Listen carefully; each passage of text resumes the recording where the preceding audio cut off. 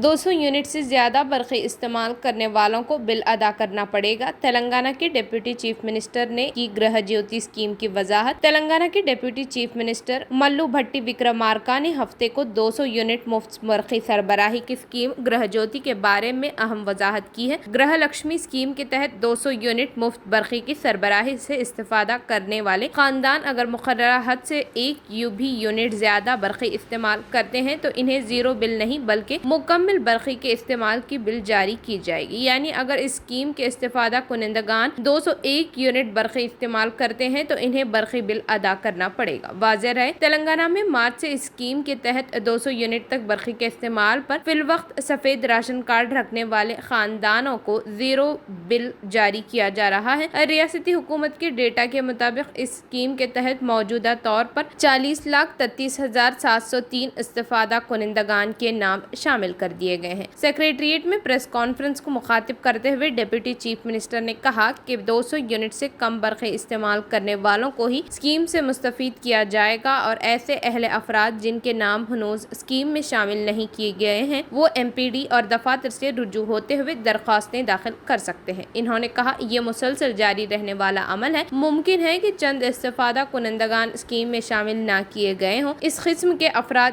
दरख्वास्तें दाखिल कर सकते हैं।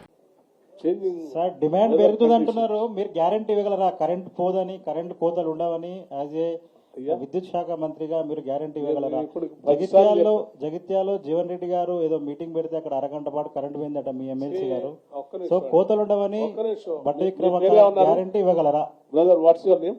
మల్లేశం సార్. మల్లేశం గారు,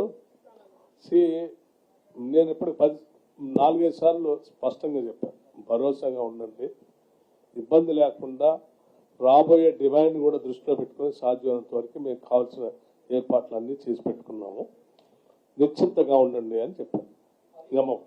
నెంబర్ 1. నెంబర్ 2, ఎవరైనా నాయకులు మాట్లాడే దగ్గర అక్కడక్కడ కరెంటు పోయిందని ఎవరైనా చెప్తే కూడా చాలా సందర్భంలో వెరిఫై కూడా చేయించాం. ఒక నాయకుడు మాట్లాడే దగ్గర మాట్లాడే మైక్ బంద్ అయిపోతే కరెంట్ పోయింది ఇదిగో చూడండి అని ట్వీట్ చేశాడు. నువ్వు పెట్టుకునే మైక్ సరి పని చేయకపోతే దానికి కరెంటుకి ఏం సంబంధం ఉంది?